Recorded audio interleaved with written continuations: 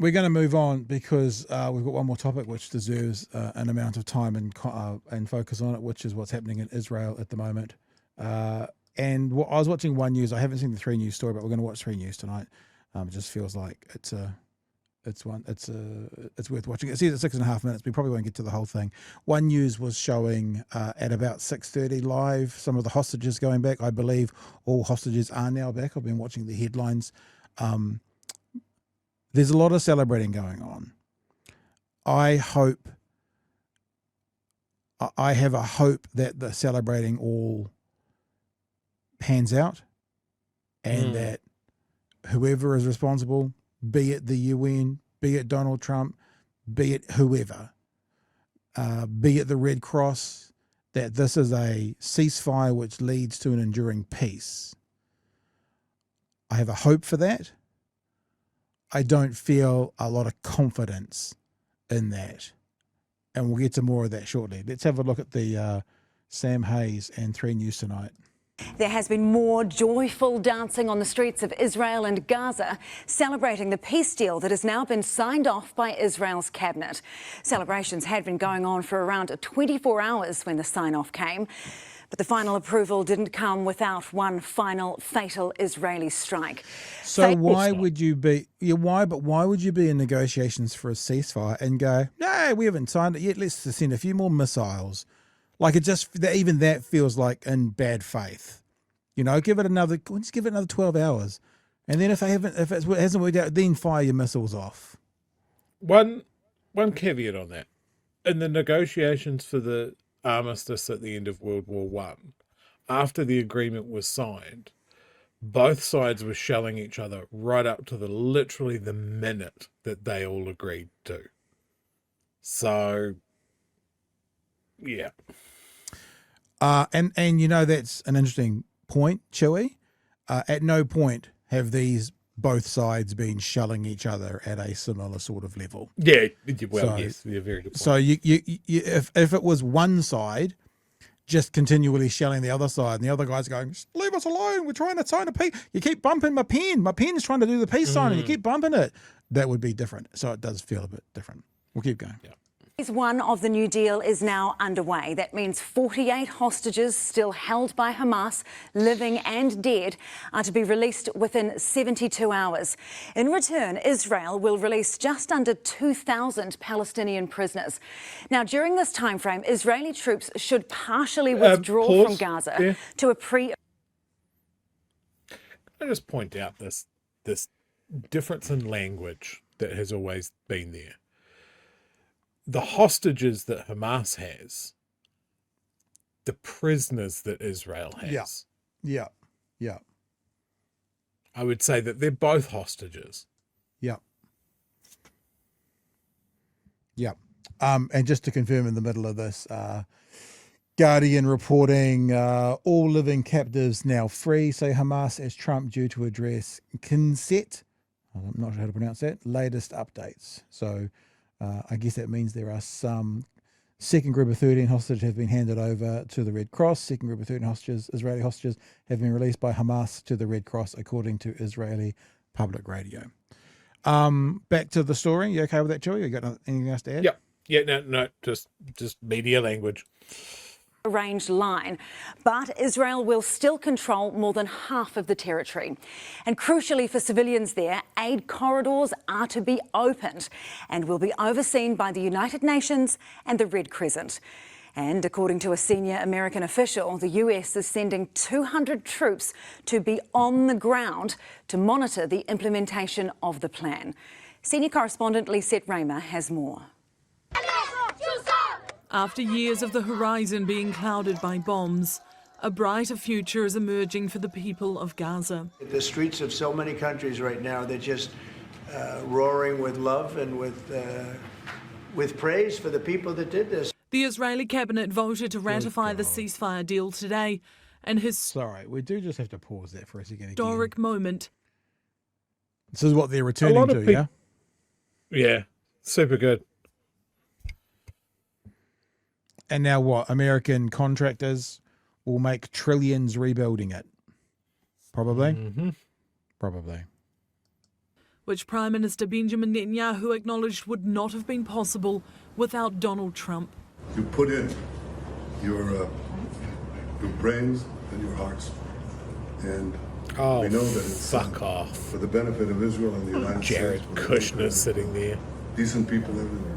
The US President's son-in-law, Jared Kushner, attended the Israeli cabinet vote. This all would not have been possible without the bravery of the IDF and the soldiers. He and Trump's special envoy returned effusive praise to Netanyahu, a man the International Criminal Court has charged with war crimes. Yeah, it'll be interesting actually, because I was thinking over the weekend, one of the reasons I'm filled with an amount of dread when it comes to the ceasefire is it feels like Netanyahu needs this war to continue. Because once it stops, he's then potentially up for facing war crimes. And I haven't done this yet, but I was going to message out today. I'm assuming we're all on the same page that every criminal act that was performed, is that the right word? Every criminal act that was perpetrated during this war, no matter who it was, should be prosecuted? Question mark. Yep. Every Hamas soldier that landed in the Israeli music festival, that should be prosecuted. Every Israeli soldier who shot people trying to get food and nothing else should be prosecuted. Perhaps every prime minister who set the parameters for a genocide to happen should be prosecuted. I'm assuming we're all on board for that. Are we all on board for that, Chewie? I'm assuming we're all on board for that. War crimes are war crimes. Yeah. All right. My president believes it. He believes that Prime Minister Netanyahu made some very, very difficult calls, and lesser people would not have made those calls. Even today, as peace dawned, the decisions of life and death continued. The IDF claiming to have struck a Hamas terrorist cell in the final hours before the ceasefire. It looks like a small terrorist. Little small young one maybe. This little boy pulled from the rubble. Hey, look, I wonder, he must have been a terrorist for all 8 years of his life. Yeah, gosh. Look, I wouldn't be surprised if the IDF calls him like a cell leader or one of the mission planners of Hamas. Yeah, but he can't do it anymore because he's run out of his crayons. So the planning's no longer available. Survived, but at least 30 others did not. The deal is a fragile one. Trump's 20-point plan is littered with unresolved issues. In particular, point 13, the demilitarization of Gaza. Point 16, Israel pledging not to occupy or annex Gaza. And point 9, that Gaza will be led by a temporary transitional government headed up by the US President and former UK Prime Minister Tony Blair. There is, of course, questions of Tony Blair's credibility lingering on from his role and his leadership leading to the 2003 invasion of Iraq. But the desire for... Because that went so well. So he's got a good CV for this. This is why, Fano, I have an amount of dread in me. Like, I'm not trying to be dramatic and say, this can't work. It feels like you're building your house and you're using wood that is already warped because it's been out in the wet for too long. It's all bent. It might be rotting slightly. Yeah, you can build a framework with it, but it's a tenuous one at best, and pretty easy to knock down. That's my concern. Yeah. Two thoughts on this. Trump and Tony Blair, I assume the other two horsemen will be appointed at a later date. My other thing is, this is a massive, massive funnel for corruption. There is going to be so much money have its ticket clipped on the way to reconstructing Gaza. People are going to fucking make bank. Like, why are these technocratic, apolitical, great buzzwords? This is what the fucking UN is for. The UN should be overseeing this. The UN should be overseeing the feeding of starving people. The UN should be the ones that are appointed as peacekeepers to keep the peace. Jared Kushner, of course, famous for building buildings like his father-in-law did. I wonder if he'll dip his toe into the trough, dip his nose, dip his beak into the trough of of finance to help rebuild Gaza. I wonder if any of the people at the governmental level right now will be receiving monumental amounts of cash to help rebuild a broken world that they in part had a hand in causing. Don't get me started on Jared fucking Kushner. I found out last week that he is he has bought EA Games, the owner of my favorite game franchise. So he's already in the dog box before he got involved in this whole Israel thing. Sounds like you need to be banishing that game, isn't it? Yes, as soon as he takes over, I'll never buy another EA product, I'll tell you that much. And it sounds like much like SodaStream, that should be going away, should it? I'm just asking. I've got no opinion on that. I'm just asking. All right, let's keep going. A permanent end to the suffering appears universal. A Hamas leader revealing today they accepted the deal based on assurances from America that this war will now be over for good. People want to see this work. It's going to work. It's absolutely going to work. A multinational... I'd like to see the betting odds on that.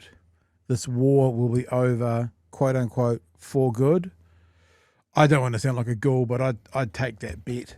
You know, I just don't know how that's even. Don't trust Trump feasible. to know what the fuck's going on.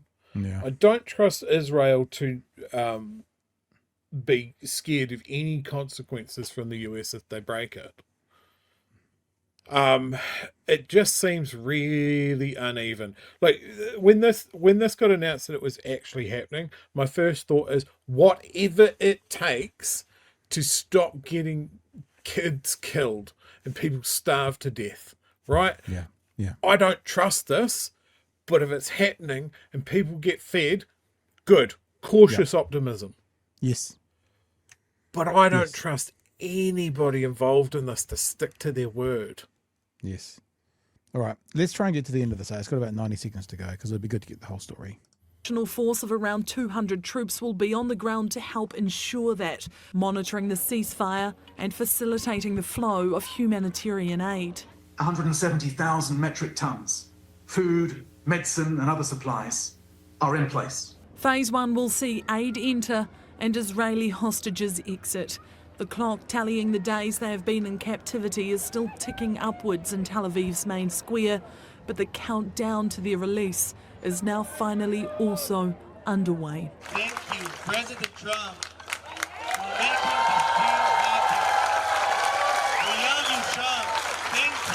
The President of Peace, no longer just self-dubbed, awarded that honour by many on both sides of this conflict today. I'm screaming for happiness, absolutely happiness. Thank you, Trump. Tonight, a Nobel Peace Prize could underline the President's achievement. I don't know what they're going to do, really, but I know this, that nobody in history has solved 8 wars in a period. Including and you. Nobody has. No, you haven't. Exactly right. Yeah. 9 months. It is those who have endured the horrors of this war, though, who are most deserving. Sheesh. Not just of a gold medal, but of that's the tanks firing on people coming back because there's been peace announced. Just little things. Just so you know. Yeah. Small things, yeah. ultimate peace prize. Freedom to live without the constant threat of death.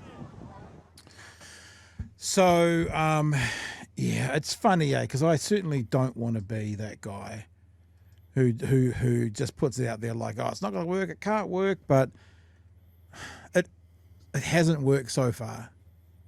And we've had peace deals before, we've had handshakes before, we've had handshakes at was it the White House or Camp David? Camp David before.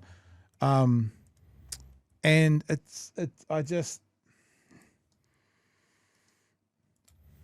kids getting fed, people going back to their land, people living in their homeland that them and their generations before them, I am for. And if almost anything can get us there, I'm pretty much okay with it. I can't say any means to an end. But I would put it this way. Let's see if Trump blows it all up in his speech today when he takes all the credit for us and says something horrific about Hamas. I mean, this is going to be one of the worst speeches he has ever made. He has cognitively declined. His cankles can't hold him up for that long. I just think that I'm a fairly optimistic guy. Chewie, you know me. I'm a fairly optimistic person in life in general, but there's just too much around this that could go wrong that causes me to just hold off a little bit on that optimism. It's tenuous, like any peace agreement is.